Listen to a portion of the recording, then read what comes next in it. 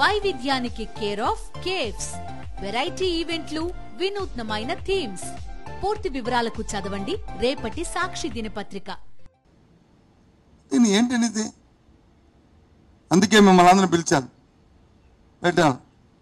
సరే, ఆ ప్రభుత్వం తాలుగా గొప్పలు చెప్పుకోనండి. ఆ గొప్పలు ఏమిటో గొప్పలు కాదేంటో ఓ 2 నెలల్లో నేనైతే ప్రత్యక్షంగా అనుకుంది సంక్రాంతి వరకు దీన్ని మేము మాట్లాడకూడదు, సరే ప్రభుత్వానికి సమయం ఇద్దాంలే అనుకున్నాం. కానీ 100 రోజులు అనుకుని వాళ్ళే ముందు చెప్తున్నప్పటికీ అందుకు ఇప్పుడు ఇప్పుడు చెప్పాను ఇవన్నీ కూడా. కనీసం ఆ 2 పథకాలైనా సరే, అమ్మఒడి, రైతు భరోసా అవి ఇవ్వండి. మరి మిగతా అంటే కొత్త పథకాలు ఒకసారి ఇవాళ కాకపోతే రేపిస్తారు. నేను ఆ రోజు ఇప్పుడు ఎన్నికలైన తర్వాత వచ్చి ఉప ముఖ్యమంత్రి గారు ఒక స్టేట్మెంట్ ఒకటి ఇచ్చారు. ఆయన అయిపోయిన తర్వాత మాట్లాడారు. ఆయన నోటి 2 మాట్లాడినారు. ఒకటి డిఎస్సి గురించి, 2 ఓపీఎస్ గురించి, ఉద్యోగస్తు ఓపీఎస్ గురించి. ఓపీఎస్ వెంటనే చేసేస్తున్నారు. ఏది అది ఉద్యోగ సమస్య, అది మా రాజకీయ నాయకుల కంటే సరే వాళ్ళు ఆలోచన చేసుకుంటారు. రద్దు అవసరం ఉందా, రద్దు అవసరం లేదా అనేది వాళ్ళు ఆలోచించుకుంటారు. మరి డిఎస్సిది ఆ రోజు 6,200 పోస్టుగా వచ్చి మేము వచ్చి నోటిఫికేషన్ ఇచ్చాం. అది రద్దు చేశారు. 16,000 అన్నారు. ఎప్పుడు డేటు, వెన్ ప్రక్రియ ఎప్పటి నుంచి షెడ్యూల్ స్టార్ట్ అవుతుంది? నిన్నట్లోపల చూస్తే 16,000 ఉద్యోగులు ఇచ్చేసాము అని చెప్పి ఓ స్టేట్మెంట్లో ఓ పాసింగ్ ఇది ఇచ్చేయడం ఎట్లా బాబు అనుకున్నాను నేను. నా బుర్ర కన్ఫ్యూజ్ అయిపోయింది. నేను ఆంధ్ర రాష్ట్రంలో ఉన్నానా లేకపోతే ఇంకెక్కడ ఉన్నానని.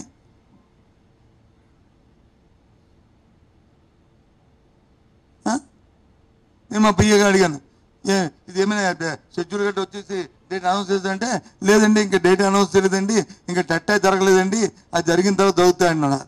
సరే, మేము నోటిఫికేషన్ ఇచ్చాము, రద్దు చేద్దాం, టైం ఉంది, ఇంకా అవన్నీ చేస్తాము అంటే వేరు ఇచ్చేసాం.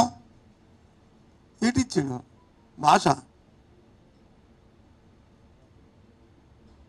సరే, అవన్నీ మళ్ళీ డైవర్షన్ సబ్జెక్ట్ అయిపోతుంది. ఇప్పుడు ఈ డిస్కషన్లో ప్రధానంగా శ్రీవారికి సంబంధించిన అంశం ఏదైతే ఉందో దాని మీద సరైన ఎంక్వైరీ జరగాలి. ఒక సుప్రీంకోర్టు ఆధ్వర్యంలో కానీ లేకపోతే హైకోర్టు ఆధ్వర్యంలో కానీ ఒక కమిటీని కాన్స్టిట్యూట్ చేయాలి. వాస్తవాలు ప్రజలకు తెలియాలి. ఎందుకంటే ప్రపంచానికి సంబంధించిన అంశం కాబట్టి, ఇది భగవంతుడికి సంబంధించిన అంశం కాబట్టి అందరం ఆ దేవుని పట్ల అందరూ భక్తులతో ఉన్నాం కాబట్టి, మన మనోభావాలకు సంబంధించిన అంశం కాబట్టి, ఇది ఒకరో ఇద్దరో రాజకీయ పార్టీకి సంబంధించిన అంశం కాదు కాబట్టి దయచేసి జరగాలి. వాస్తవాలు తెలియాలి. ఒకవేళ తప్పు అయితే నిజమైతే శిక్షించబడాలి. తప్పు అయితే అన్ని వ్యక్తి వచ్చి మొత్తం రాష్ట్ర ప్రజానికానికి ఓపెన్గా దాని క్షమాపణ చెప్పాలి. ఇంకా రెండోసారి ఇంకో మాట్లాడుకున్నప్పుడు అప్పుడు 100 రోజులు పరిపాలన దాని మీద అంశాల మీద వాటి మీద మనం మాట్లాడుకుందాం. ఓకేనా? ఏదండి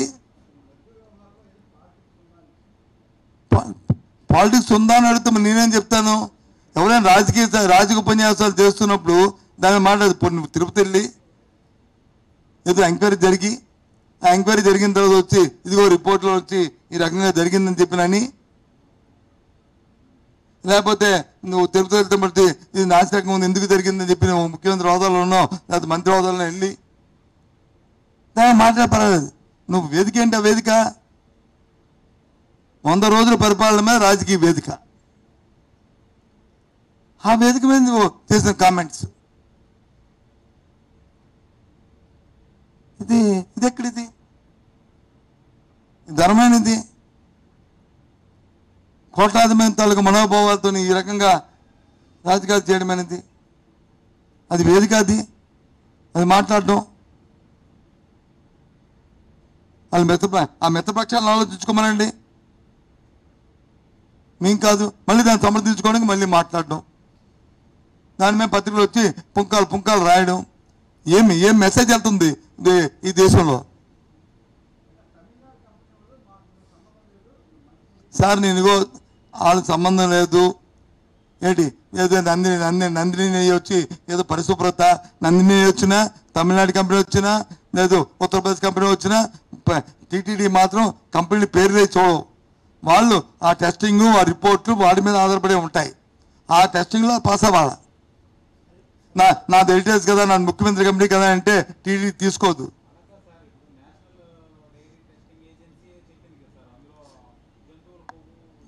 సార్ నేను అంటుంది నేషనల్ డైరీ చెప్పిందని కానీ, లేకపోతే ఈవో చెప్తున్న మాటలు కానీ నేనేం దేన్ని కూడా డినై చేయట్లేదు.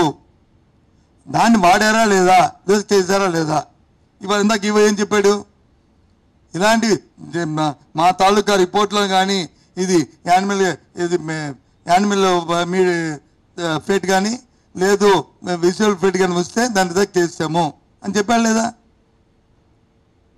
గత ప్రభుత్వాల్లో వచ్చి గత ప్రభుత్వంలో 18 ట్యాంకర్లు రిజెక్ట్ చేశారా లేదా?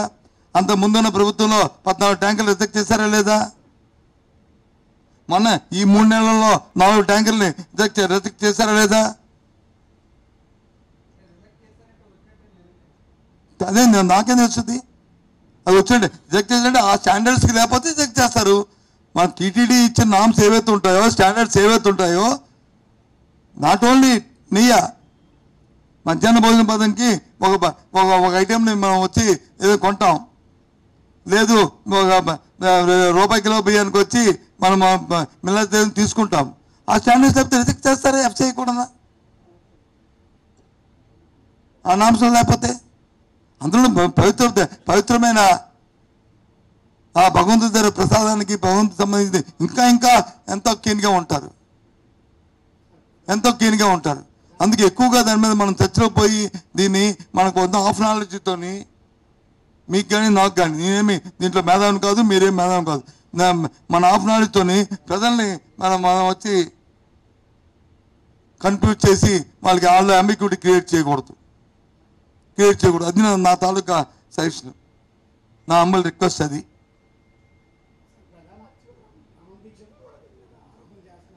సార్ ప్రధాన రమణ దీక్షితులు ఆరోపణ చేస్తున్నాడు. రమణ దీక్ష ఆరోపణ ఎంక్వైరీ ఏం చేశాడు? ఎన్నప్పుడు ఒక నిజంగా అయ్యిందనుకో, నిజం అబద్ధం పక్కన పెడితే ఆయన ఎప్పుడైనా నోరు చేరాలి కదా.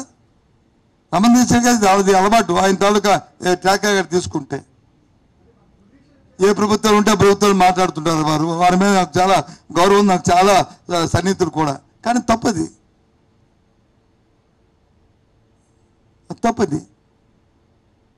ఏం బాబు?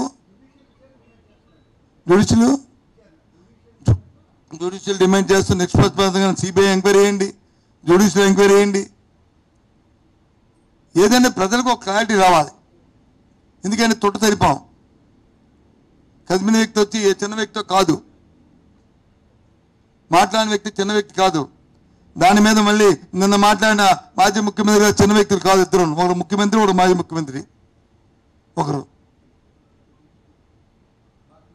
ఇది చర్చ అనేది సమంజసం కాదు. అది నా తాలూకా అభిప్రాయం. ఒక ఎల్ఓపిగా నా తాలూకా అభిప్రాయం, మా ప్రజాప్రతినిధులు అందరి తాలూకా అభిప్రాయం. మా రవీంద్రబాబు కానీ, రవిబాబుది కానీ, లేకపోతే మా రమణ్ కుమార్, మా మేయర్ గారిది కానీ, మా జడ్పీ చైర్మన్ కానీ, మా ఎమ్మెల్సీ గారి కళ్యాణ్ గారిది కానీ, మా అందరి తాలూకా అభిప్రాయం అది. అందుకే ఈ జాయింట్ ప్రెస్ మీట్ పెట్టాం.